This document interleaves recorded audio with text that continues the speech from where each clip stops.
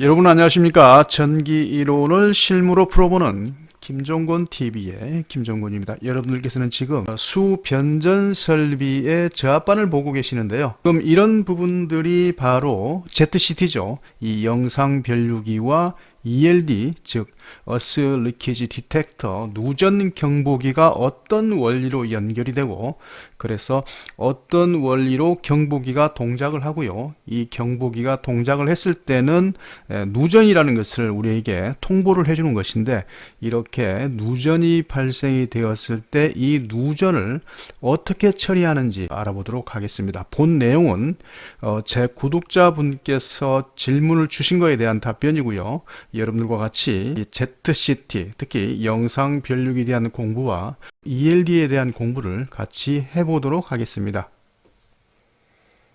수변전 설비를 관리를 해보시지 않은 분들은 이 누전 경보기가 어느 위치에 있는지 알 수 있는 방법이 없습니다. 바로 이 부분이 철근 콘크리트 전주에서 CNCVW 케이블이 이렇게 내려오면요, 보통의 아파트는 이렇게 아파트가 있으면 이 아파트 지하에 변전실과 펌프실 그리고 지하 주차장이 이렇게 연계해서 따라서 설치된 것을 알 수 있습니다. 그래서 이 변전실에서 22,900V를 380V로 변압 변류하는 것이죠. 그래서 이 380V로 성간전압과 상전압 220을 공급하도록 되어 있습니다. 자, 이 수변전 설비 이 부분에 바로 이 ELD가 있습니다. 자, 자세히 좀 더 정확하게 들여다보도록 하겠습니다.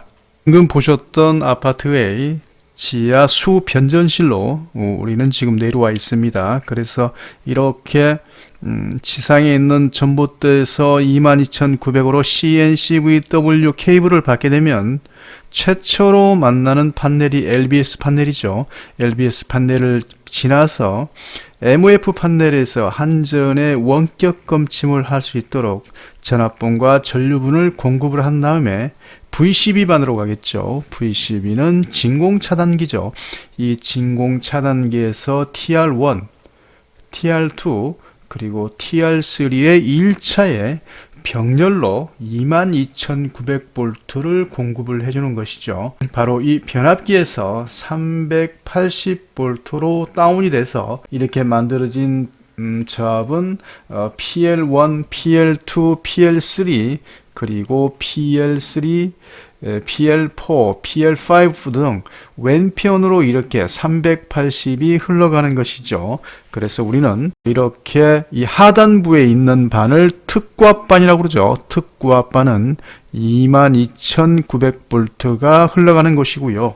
그 다음에 윗부분처럼 380V가 흘러가는 것을 우리는 저압반이라고 합니다. 그래서 저압반은 지금 영상에서 보시게 되면 오른편에서 왼편으로 흘러가게 되어 있고요.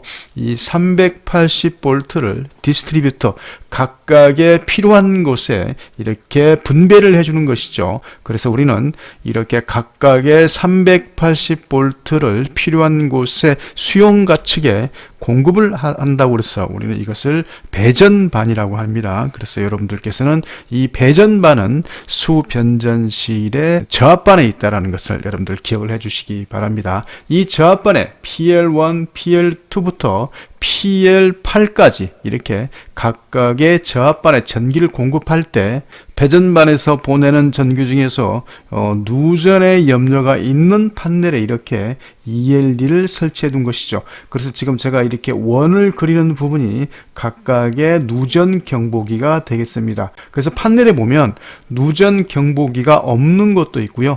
누전 경보기가 있는 것도 있는데 ELD 누전 경보기가 있는 곳은 ZCT가 있고요. 이곳에는 ZCT가 없다라고 생각을 해주시면 되겠습니다. 그러면 이 누전 경보기가 어떤 원리로 이루어져 있는지 이 부분에 대해서 알아보도록 하겠습니다. 방금 여러분들과 보았던 지하 수변전 설비의 저압반, 즉 PL1부터 PL8번까지의 판넬 중에 하나를 골라서 뒷면을 열게 되면 바로 이런 식으로 되어 있습니다. 이 둥글게 새까맣게 생긴 부분이 ZCT, 즉 영상 변류기죠. 지금 색깔이 4가지 색깔이 있는 부분 앞쪽에 바로 MCCB가 있는데요. 이 배선용 차단기 2차에서 각각 나온 그 4가닥의 전선은 이렇게 동일한 ZCT로 4가닥이 관통을 하게 되어 있죠. 이렇게 관통을 하면서 이 ZCT가 영상 변류, 즉 전류가 전체적으로 벡터적인 합이 0인지 아닌지를 바로 이 변류기에서 측정을 하는 것이죠. 자, 어떤 원리로 누전 경보기가 동작을 하는지 다시 한번 알아보도록 하겠습니다. 본격적으로 누전 경보기와 그리고 ZCT와의 관계, 동작 원리에 대해서 설명을 드리도록 하겠습니다. 아까 말씀을 드렸던 것처럼 누전 경보기는 판넬에, 특히 좌판 판넬의 하단부 전면에 설치됐다고 그랬죠. 그래서 이것은 1번, 2번, 3번, 4번 지금 10개의 회로가 있습니다. 10개의 회로가 있다는 것은 이 ZCT와 10개까지 연결을 해서 10개의 라인을 감시할 수 있다는 뜻이고요. 보편적으로 10개를 다 쓰지 않는 경우가 많고요. 보통 1-2개 정도를 스페어의 개념으로 놔두는 경우가 많습니다. 그래서 만일 8개 정도의 8개의 회로가 사용을 하다가 어떤 하나의 회로가 문제가 생겼을 때 9번이나 10번으로 스페어로 전환을 시켜서 그 문제를 해결할 수 있도록 스페어 개념을 2개 정도 두는 것이 보통의 상식이라고 봐야 되겠습니다. 물론 현장에 따라서는 10개를 다 쓰는 것도 있습니다. 자, 그러면 결론적으로 이 ZCT는 이 분기회로, 이 감시회로의 숫자만큼밖에 사용을 못한다는 것이죠. 그러니까 지금 10개가 있으니까 10개의 ZCT, 그러니까 10개 이하의 ZCT가 있다라고 봐야 되겠죠. 이 ZCT는 영상 변류기죠. 그래서 지금 1번, 2번, 3번, 4번 이렇게 계속 이 ZCT의 2차와 연결하는 것이죠. 지금 제가 생략은 했습니다만은 이렇게 1번에는 1번 ZCT, 2번에는 2번 ZCT, 3번에는 3번 ZCT가 연결이 되어서 지금 이 부분이 감시를 한다는 얘기죠. 이 구조에 대해서는 제 2편에서 상세하게 설명을 드리겠습니다. 1편이 워낙 길어지기 때문에 제 2편에서 여러분들에게 좀 더 구조를 상세히 설명을 드리고요. 그 다음에 중요한 거, 여기에 만일 1번, 2번, 3번, 4번, 5번, 6번, 10번까지의 회로가 있다라고 본다면 이곳에 만일 불이 들어오고 알람이 떴을 때, 이 경보가 들어왔을 때 이 부분을 어떻게 처리하는지는 제 2편에서 설명을 드리도록 하겠습니다. 제 1편에서는 구조와 그리고 원리에 대해서 설명을 드리겠습니다. 자, 그렇게 해서 이 누전 경보기는 10개의 회로라면 이 ZCT와 10개가 연결되어 있다는 얘기죠. 자, 이 ZCT를 두 번째를 보도록 하십니다. 이곳이 첫 번째의 분기 회로의 ZCT고, 이거 두 번째의 회로가 이렇게 해서 이곳에 연결되어 있죠. 이 ZCT의 원리를 설명을 드리도록 하겠습니다. 이곳을 보시면 이곳이 1차죠. 이것이 MCCB의 1차, 그리고 2차에서 L1, L2, L3 중성선이 이렇게 나가서 이렇게 쭉 따라가 보시면 ZCT를 4가닥이 이렇게 관통해서 나온 것을 알 수 있습니다. 이렇게 이 ZCT에서 4가닥을 관통을 시키는 것은 이곳에는 ZCT, 즉 영상 변류기에 대한 벡터적인 합을 이곳에서 읽는 원리가 숨어 있습니다. 자, 다시 한번 말씀을 드리면요. 이곳에 하나 L1, L2, L3는 핫쌍이죠. 전기가 흘러가는 핫쌍이고요. 이 중성선은 말 그대로 이 핫쌍의 120도를 묶은 벡터적인 합이 0 전위인 곳이 바로 이 중성선이죠. 밑에 Y결선을 가지고 설명을 드리도록 하겠습니다. L1선 그리고 L2, L3 각각 보면 120도의 각도를 가지고 있는 것을 알 수 있고요.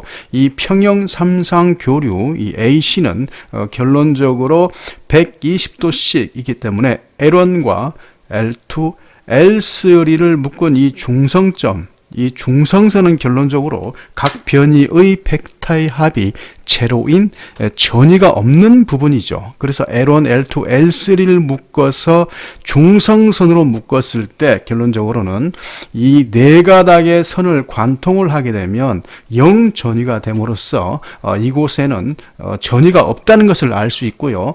이곳에 코일을 감아서 만일 전이가 없다라면 이 코일을 감아서 한 선, 그리고 또 하나의 선이 이렇게 돼서 두 번째의 누전 경보기로 들어간 것이죠. 그래서 이 네 가닥 L1, L2, L3 중성선, 특히나 핫상에 L1, L2, L3 선이 가서 이렇게 부하 쪽으로 간 것이죠. 이렇게 부하 측으로 갔는데 이 부하 측에 L1, L2, L3 중에 지락전류 또는 누설 전류가 없다라면 결론적으로는 전류가 같기 때문에 L1, L2, L3 벡터의 합이 제로가 되고요. 중성선은 당연히 전이가 제로이기 때문에 지금 이곳에는 어떤 전류도 감지할 수가 없습니다. 실제로 우리가 후권 메다로 전류를 이 네 가닥을 이렇게 감아서 재보면 0볼트가 나오는 것을 알 수 있습니다. 그래서 평상시에는 이곳에는 아무런 전류가 흐르지 않습니다. 아무런 전류가 없습니다. 하지만 L1, L2, L3 중에 만일 부하 측에 이렇게 지락 전류가 생겼다고 보시면요.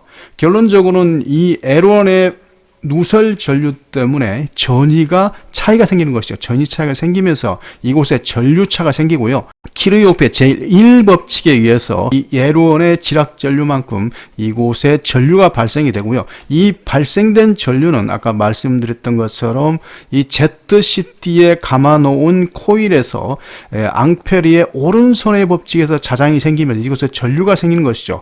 이렇게 생긴 전류는 바로요, 두 번째로 전류가 흘러서 전류가 들어가게 되면요, 이 두 번째 경보 쪽에 불이 들어오면서 이곳에 경보가 불이 들어오고요. 그 다음에 부자가 울리죠. 부자가 울리면서 두 번째의 회로에 누전이 발생했다는 것을 알려주는 것이죠. 자, 이렇게 해서 이 누전 경보기는 사실은 이 ZCT와 연계해서 이 네 가닥 선에 전이차가 생겼을 때 이 누전을 바로 경보를 해주는 부분으로 되어 있죠. 누전 경보기는 지락 전류를 L1, L2, L3 중에서 한 쌍의 지락 전류를 파악을 할 수 있는 것이고요. 이 파악된 것을 여기 누전 경보기에 시그널, 그러니까 두 번째가 만일 두 번째의 ZCT가 지락 전류가 생겼다라면 여기 두 번째의 경보를 울림으로써 두 번째의 회로에서 누전이 발생이 됐다는 것을 알려주는 것이죠. 이렇게 해서 누전 경보기는 만약 10개의 회로가 있다면 각 회로를 감시 감독을 하다가